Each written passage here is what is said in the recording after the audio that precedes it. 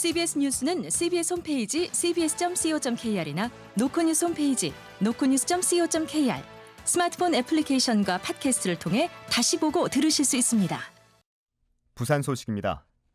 부산의 한 고등학교에서 발생한 불법 촬영 피해 교사들이 가해 학생에 대해 실효성 없는 징계가 내려졌지만 징계 수위를 결정한 배경도 알기 어렵고 재심을 청구할 수도 없다며 반발하고 있습니다.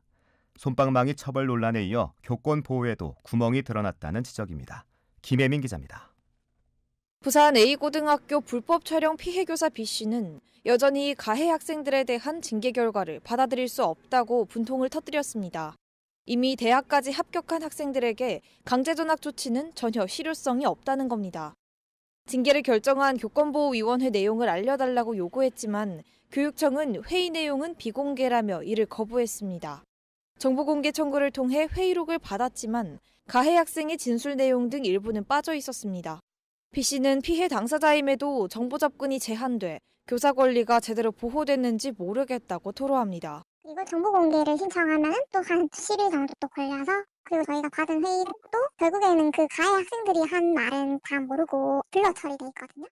피해 교사들은 낮은 징계 수위에 재심을 요구할 수도 없다며 무력감을 호소하기도 했습니다. 관련 법령과 교육부 매뉴얼에 따르면 교사는 교권보호위원회가 교육활동 침해가 아니라고, 즉 문제가 없다고 판단할 경우에만 행정심판을 청구할 수 있습니다. 이번 사례처럼 징계가 적당하지 않다고 생각되는 경우에는 행정심판을 제기할 권한이 없습니다. 재심 청구권 역시 학생과 보호자에게만 있고 교사에 대해서는 명시하고 있지 않습니다. 교사에게도 재심 청구권을 부여하는 등 대책을 마련해야 한다는 목소리가 나오는 이유입니다.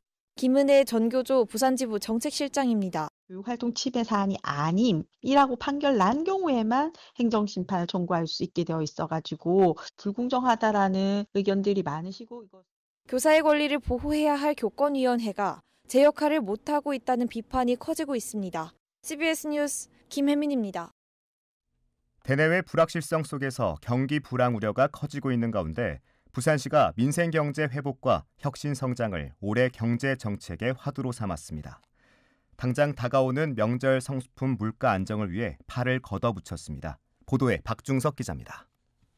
현재의 위기를 극복하고 기회를 만들기 위해 부산시가 내놓은 올해 경제대책의 화두는 회복입니다.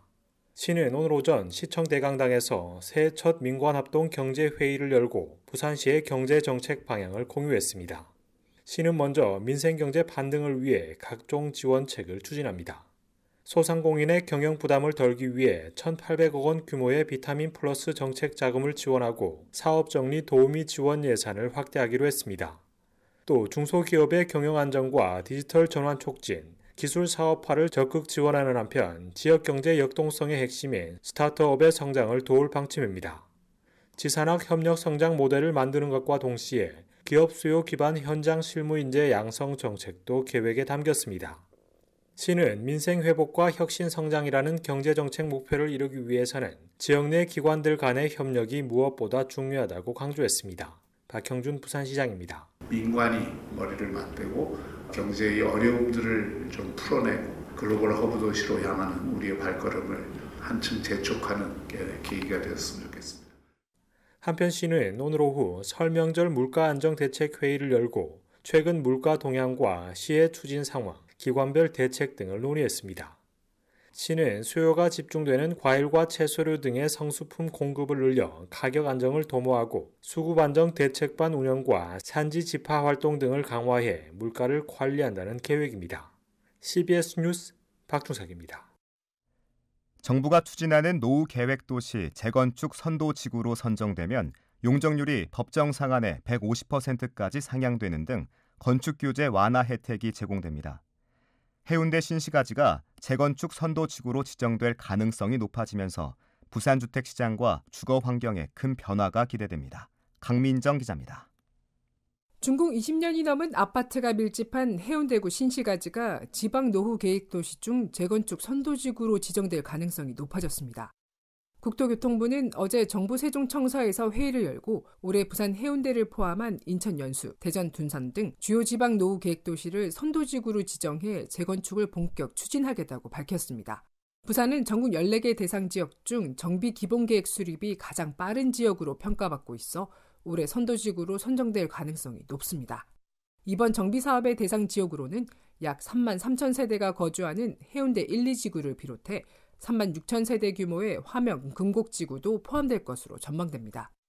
정부는 재건축 초기 사업비 지원을 위해 12조 원 규모의 미래도시 펀드를 조성 중이며 디지털 인증 서비스를 활용한 절차 간소화 방안을 오는 3월부터 시행할 예정입니다.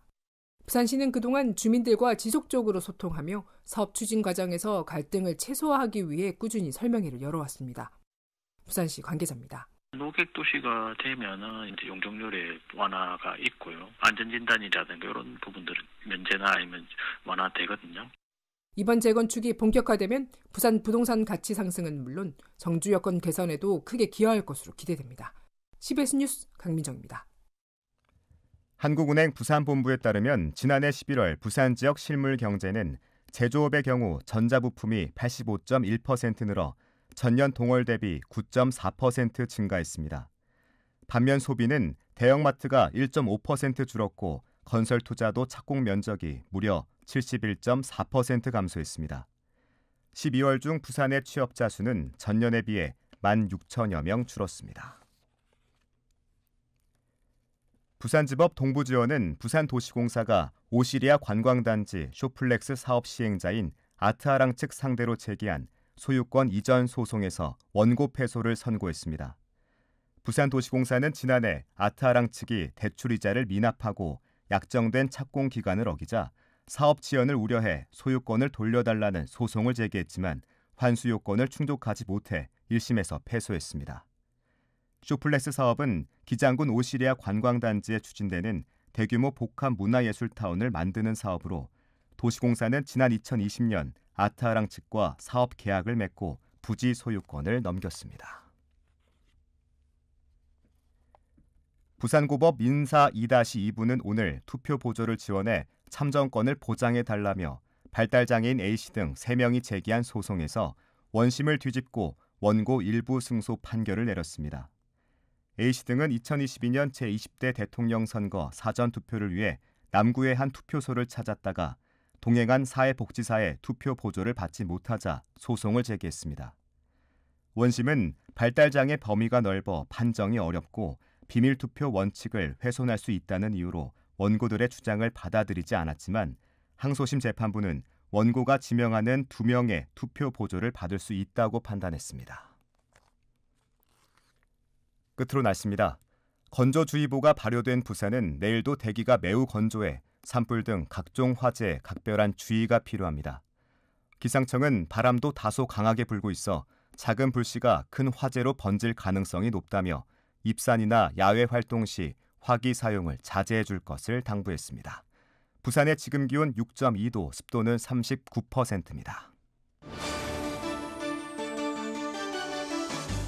부산 CBS 저녁 종합 뉴스를 마칩니다. 지금까지 진행해 엔지니어 차유진, 기자 강민정, 아나운서 국재일이었습니다.